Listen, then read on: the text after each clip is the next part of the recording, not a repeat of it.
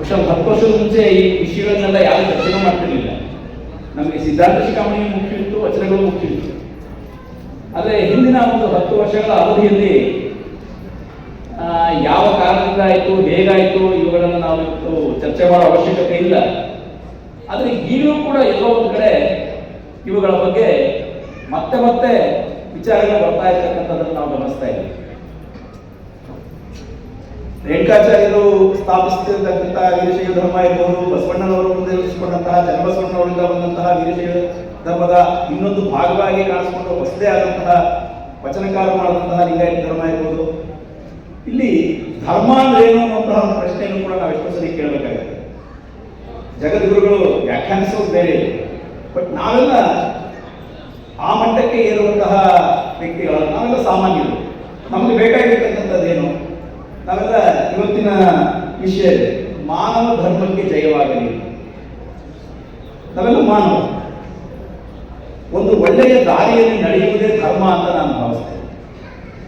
ಆ ಧರ್ಮದ ಬೇರುಗಳನ್ನ ಹುಡುಕಿ ಆಗದು ತೆಗೆದು ನಮ್ಮ ನಡುವೆ ಕಂದಕಗಳನ್ನು ಕಟ್ಟಿ ಖುಷಿಯಿಂದ ನಮಗೆ ಲಾಭ ಆಗ್ತಿದ್ವಿ ಅನ್ನೋ ಗೊತ್ತಿಲ್ಲ. ಎದುರುಗಡೆ ಇರೋರು ಬೆಳೆ ಬೇಯಿಸ್ಕೊಂಡಿದ್ದಂತೂ ನಾವು ಚೆನ್ನಾಗಿ ನೋಡಿದ್ವಿ. ಇವತ್ತು ಒಂದು ಉತ್ತಮವಾದಂತಹ ಉಪನ್ಯಾಸವನ್ನ ಈ ವೇದಿಕೆಯಲ್ಲಿ ಮಾಡೋದಕ್ಕೆ ಅವಕಾಶವನ್ನು ಕಲ್ಪಿಸಿಕೊಟ್ಟಿರ್ತಕ್ಕಂತಹ ಜಗದ್ಗುರುಗಳಿಗೆ ನಾನು ಅದಕ್ಕೋಸ್ಕರ ಅಭಿನಂದನೆಗಳನ್ನು ಕಲ್ಪಿಸ್ತೇನೆ. ಎಷ್ಟರ ಮಟ್ಟಿಗೆ ನಮಗೆ ಬೇಕಾಗಿದೆ ಅನ್ನೋದು ನಾವೆಲ್ಲ ಅರ್ಥ ಮಾಡ್ತೇವೆ. ನಾವೆಲ್ಲರೂ ಒಗ್ಗಟ್ಟಾಗಿದ್ದರೆ ಆ ಒಗ್ಗಟ್ಟು ನಮ್ಮನ್ನು ಎಲ್ಲಿವರೆಗೆ ಬೇಕಾದ್ರೂ ತಗೊಂಡ್ಬೋದು. ನಮ್ಮಲ್ಲಿರ್ತಕ್ಕಂತಹ ಸಣ್ಣ ಸಣ್ಣ ಭಾವನೆಗಳು, ನಮ್ಮ ಆಚಾರ, ನಮ್ಮ ವಿಚಾರ. ನಾನಿವತ್ತು ಸಂಸ್ಕೃತಿ ಇಲಾಖೆ ನೋಡ್ತಾ ಇದ್ದೀವಿ, ನಾವೊಂದು 33 ಜಯಂತಿಗಳನ್ನ ಮಾಡ್ತೀವಿ ವರ್ಷದಲ್ಲಿ. ಈ ನಾಡು ಕಂಡ ಸಾಧಕರ ಸುಮಾರು 33 ಜಯಂತಿಗಳನ್ನು ನಾವು ಆಚರಣೆ ಮಾಡ್ತಾ ಇದ್ದೀವಿ. ಅದರಲ್ಲಿ 20ಕ್ಕಿಂತಲೂ ಹೆಚ್ಚು ಶರಣರ ಜಯಂತಿಗಳಿದೆ. ರೇಣುಕಾಚಾರ್ಯ ಜಯಂತಿನೂ ನಾವು ಮಾಡ್ತೀವಿ, ಬಸವಣ್ಣನ ಜಯಂತಿನೂ ಮಾಡ್ತೀವಿ. ಆದರೆ ಅದರ ಆಚೆ ಮುಂದಕ್ಕೆ ಹೋಗ್ತಾ ಇದ್ದಾಗೆ ಪ್ರತಿಯೊಂದು ಶರಣರ ಹಿಂದೆಯೂ ಕೂಡ ಬರ್ತಕ್ಕಂಥ ಗುಂಪುಗಳು ಬೇರೆ ಆಗ್ತಾ ಇದೆ.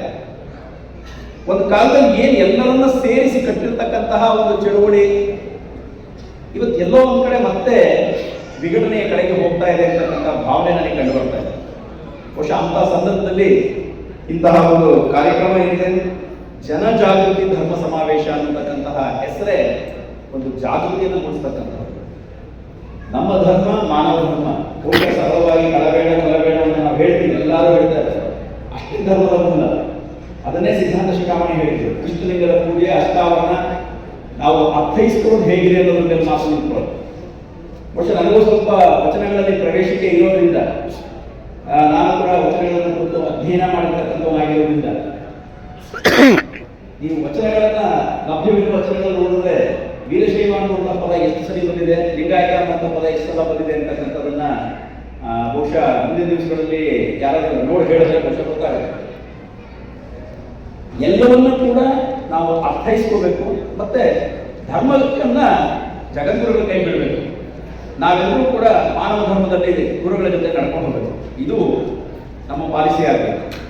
ಅದನ್ನು ಹೊರತುಪಡಿಸಿ ನಾವೇ ವ್ಯಾಖ್ಯಾನ ಮಾಡಿಕೊಂಡು ನಮ್ಮದೇ ಆದಂತಹದನ್ನ ಕಟ್ಕೊಂಡು ನಮ್ಮ ಜೊತೆಲಿ ಇದ್ದವ್ರು ನಿನ್ನೆವರೆಗೂ ಇದ್ದಂಥವ್ರನ್ನ ನೀವು ನಮ್ಮವರಲ್ಲ ಅನ್ನೋದು, ಈ ಹುಡುಕಾಟಗಳನ್ನ ಬಿಟ್ಟಲ್ಲಿ ಬಹುಶಃ ನಾವು ಕರ್ನಾಟಕ ಮಾತ್ರಲ್ಲ, ಇಡೀ ದಕ್ಷಿಣ ಭಾರತದಲ್ಲೇ ಬಹಳ ಹೆಚ್ಚಿನ ಸಂಖ್ಯೆಯಲ್ಲಿ ಇದ್ದಂಥವ್ರು ಈಗ ಬರ್ತಾ ಬರ್ತಾ ಬರ್ತಾ ಹೊಸ ಹೊಸ ಸಕ್ಸಸ್ಗಳಾದ್ಮೇಲೆ ಇನ್ನೂ ಏನೇನು ಕಥೆ ಆಗುತ್ತೋ ನಮ್ಮಂತೂ ಗೊತ್ತಿಲ್ಲ. ಸೊ ಧರ್ಮವನ್ನು ಉಳಿಸುವಂತಹ, ಬೆಳೆಸಬೇಕಾದಂತಹ ಒಂದು ಅವಶ್ಯಕತೆ, ಅದನ್ನು ಜಗದ್ಗುರುಗಳು ದಾರಿದೀಪವಾಗಿ ನಿಂತಿದ್ದಾರೆ. ಇಂತಹ ಜಾಗೃತಿ ಧರ್ಮ ಸಮಾವೇಶಗಳು ಹೆಚ್ಚಾಗಿ ನಡೆಯಬೇಕು. ಬಹುಶಃ ನಮ್ಮಲ್ಲಿ ಆ ಪ್ರಜ್ಞೆ, ಮಾನವ ಧರ್ಮದ ಪ್ರಜ್ಞೆ ಏನಾದರೂ ಸರಿ ಮೊದಲು ಮಾನವನಾಗು ಅಂತ ಹೇಳ್ತಾರೆ. ಮಾನವರಾದರೆ ನಮ್ಗೆ ಈ ಮನಸ್ಸಿನಲ್ಲಿರ್ತಕ್ಕಂಥ ಸಂಕುಚಿತ ಭಾವನೆಗಳು, ನಮ್ಮ ನಡುವೆ ಕಟ್ಕೊಂಡಿರ್ತಕ್ಕಂಥ ಗೋಡೆಗಳು ಇವೆಲ್ಲ ಬಿಟ್ಟು ಈ ಒಂದು ಮಾತನ್ನ ಹೇಳೋದಕ್ಕೆ ಮತ್ತೆ ನನಗೆ ಗುರುರಕ್ಷೆಯನ್ನ ನೀಡಲಿಕ್ಕೆ ನನ್ನನ್ನು ಇಲ್ಲಿಗೆ ಕರೆಸಿದ್ದಕ್ಕೆ ಪೂಜ್ಯರಿಗೆ ನಾನು ಮತ್ತೊಮ್ಮೆ ಆಭಾರವನ್ನು ಸಲ್ಲಿಸ್ತಾ, ಈಗಾಗಲೇ ಸಮಯ ಆಗಿದೆ ಅಂತ ಒಂದು ಚಿಕ್ಕಿ ತಿಂಗಳು ನನಗಲ್ಲ ಅನ್ನೋದು ಸಮಯ ಆಗಿದೆ ಅಂತ ಇಂಟರ್ನಲ್ಲಿ ನೋಡಿದಾಗ ನನಗೆ ಜಾಸ್ತಿ ಮಾತಾಡೋಕ್ಕಾಗ್ತಾ ಇಲ್ಲ. ಆದರೂ ಕೂಡ ನನ್ನನ್ನು ಕರೆಸಿ ಒಂದೆರಡು ಮಾತುಗಳನ್ನು ಆಡಿ ಅಂತ ಹೇಳಿದ ಮೇಲೆ ಗುರುಗಳ ಆಜ್ಞೆಯನ್ನು ಧಿಕ್ಕರಿಸುವಂಥ ಶಕ್ತಿ ನನಗಿಲ್ಲ. ಪೂಜ್ಯರ ಪಾದಗಳಲ್ಲಿ ಮತ್ತೊಮ್ಮೆ ಹೊರಡಿಸ್ತಾ ಇರ್ತಕ್ಕಂಥ ವೇದಿಕೆಯಲ್ಲಿ ಇರ್ತಕ್ಕಂಥ ಎಲ್ಲ ಗೆಳೆಯರಿಗೂ ಕೂಡ ಮತ್ತೊಮ್ಮೆ ನನ್ನ ಸ್ವಂತ ವೇದಿಕೆ ಮುಂಭಾಗ ತಾವೆಲ್ಲ ಹೆಚ್ಚಿನ ಸಂಖ್ಯೆಯಲ್ಲಿ ಕಳೆದ 4 ದಿವಸಗಳಿಂದ ಬರ್ತಾ ಇದ್ದೀರಾ ಅಂತ ಕೇಳ್ಕೊಟ್ಟಿದ್ದೀನಿ. ಇಂತಹ ಧರ್ಮ ಸಮಾವೇಶಗಳು, ಜಾಗೃತಿ ಸಮಾವೇಶಗಳು ಹೆಚ್ಚಾಗಿ ನಡೆಯಲಿ. ಒಂದು ರೀತಿ ಶಾಂತಿ ಸುವ್ಯವಸ್ಥೆ ತುಂಬಿರ್ತಕ್ಕಂತಹ ಕರ್ನಾಟಕದಲ್ಲಿ ಇವತ್ತು ನಾವು ಉತ್ತರ ಭಾರತದಂತಹ ಪರಿಸ್ಥಿತಿ ಇಲ್ಲ ನಿಜವಾಗ್ಲೂ. ಅದಕ್ಕೆ ಕಾರಣ ಇಲ್ಲಿ ಹುಟ್ಟಿರ್ತಕ್ಕಂಥ ಸಾಧು ಸಂತರು, ಶರಣರು, ಸೂಫಿಗಳು ಇವರೆಲ್ಲರೂ ಸಾಗಿರ್ತಕ್ಕಂತಹ ಸರ್ವಧರ್ಮ ಸಮಾನತೆ. ಅಂತಹ ಒಂದು ಮಹತ್ತರವಾದಂತಹ ಪುಣ್ಯಕರವಾದಂತಹ ನಾಡಿನಲ್ಲಿ ಜನಿಸಿರ್ತಕ್ಕಂಥ ನಾವು ಮುಂದಿನ ದಿವಸಗಳಲ್ಲೂ ಕೂಡ ಇದೇ ಒಗ್ಗಟ್ಟು ಶಾಂತಿಯನ್ನು ಮುಂದುವರಿಸಿಕೊಂಡು ಹೋಗುವಂತಹ ಪ್ರಯತ್ನವನ್ನು ಮಾಡೋಣ ಅಂತ ಹೇಳ್ತಾ ಮತ್ತೊಮ್ಮೆ ತಮ್ಮೆಲ್ಲರಿಗೂ ಉಳಿಸಿದ ನನ್ನ ಮಾತುಗಳಿಗೆ ಭಾರತವೇ ಅನುಮಾನ ಕಟ್ಟುಕತೆ ಅಂತ ಹೇಳೋರಿಗೆ ಇತ್ತೀಚಿನ ಸಂಶೋಧನೆಯಿಂದ ತಮಗೆಲ್ಲ ತಿಳಿದಿದೆ, ದ್ವಾರಕ್ಕೆ ನೀರಿನಲ್ಲಿ ಮುಳುಗಿರೋದು, ಹಾಗೇನೆ ಭಾರತದ ರಾಮೇಶ್ವರಂನಿಂದ ಶ್ರೀಲಂಕಾಗೆ ಆ ಸೇತುವೆಯನ್ನ ಕಟ್ಟಿರುವಂತದ್ದು ಸಂಶೋಧನೆಯಿಂದ ಈಗಾಗಲೇ ಸಿಕ್ಕಿರುವ ಆಧಾರಗಳು ನಮಗೆ ಗೊತ್ತಿದೆ. ಹೀಗಾಗಿ ಇವೆಲ್ಲವೂ ಕೂಡ ಹಿಂದೆ ಆಗಿ ಹೋಗಿರುವಂತಹ ಘಟನೆಗಳೇ ಆಗಿದ್ದಾವೆ. ನಮ್ಮ ಸಿದ್ಧಾಂತ ಶಿಖಾಮಣಿಯ ಇತಿಹಾಸವನ್ನ ನೋಡ್ತಾ ಹೋದ್ರೆ ಅದು ಪುರಾತನ ಕಾಲಕ್ಕೆ, ಅನಾದಿ ಕಾಲದಲ್ಲಿ ಇದ್ದಂಥದ್ದು ಈ ಒಂದು ಸಿದ್ಧಾಂತ ಶಿಖಾಮಣಿಯ ತತ್ವ ಬೋಧನೆಗಳು ಅನ್ನೋದು ನಿಶ್ಚಲವಾಗಿ ಇರುವಂಥದ್ದು. 12ನೇ ಶತಮಾನದ ಬಸವಾದಿ ಶರಣರು ಇದೇ ವೀರಶೈವ ಲಿಂಗಾಯತ ತತ್ವ ಸಿದ್ಧಾಂತಗಳನ್ನ ಜನಸಾಮಾನ್ಯರಿಗೆ ಹೊಸ ರೂಪನ್ನ ಕೊಟ್ಟು ಪರಿಚಯಿಸುವಂತಹ ಒಂದು ಕೆಲಸವನ್ನ ಮಾಡಿರುವಂಥದ್ದು ನಮಗೆ ಅತ್ಯುತ್ತಮವಾಗಿ ದಾಖಲೆಗಳ ಸಮೇತ ಸಿಗುವಂಥದ್ದು. ಒಂದು ಭಾಷೆಯ ದೃಷ್ಟಿಯಿಂದ ವಚನಗಳು ಸರಳವಾಗಿ, ಸುಲಭವಾಗಿ ನಮ್ಮ ಪ್ರಾದೇಶಿಕ ಭಾಷೆಯಲ್ಲಿ ಇಲ್ಲಿಯ ಸಾಮಾನ್ಯ ಜನರಿಗೆ ಅರ್ಥವಾಗುವಂತಹ ನೆಲೆಗಟ್ಟಿನಲ್ಲಿ ರಚನೆಯಾಗಿರುವಂತಹ ವಿಶೇಷ.